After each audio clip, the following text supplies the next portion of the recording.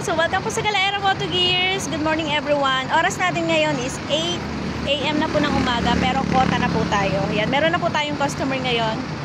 Ayun. So kasalukuyan na po tayong nag-i-install ng VND shock, front, and tarmac.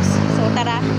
So titingnan natin si Jerry kung paano siya mag-install. So ang ginagawa ng installer natin ngayon is binabawasan ng konti yung paglalagyan ng shock dahil hindi nga swak ang tarmac natin sa version 1. Yan ang pogi kong installer.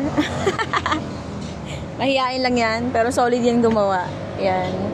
Katatapos lang niya mag-install dito sa likod ng shock tarmac. Yan yung tarmac. Rear shock. Then next naman niya dito sa harapan. So sa harapan natin yung ating front VND shock. And ayan nga mga bossing, tapos na nga ipa-install ni sir ang shock sa motor niya, kaya ipa-test drive muna natin to sa kanya. Okay naman sir? Okay. Jerry, tapos na? Ayan, nililinis lang Jerry. Ayan, tapos na siya guys. Boss, thank you!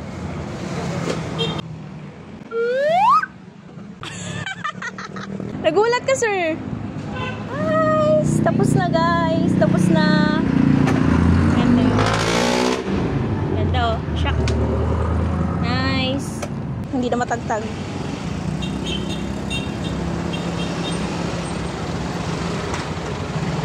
Thank you po!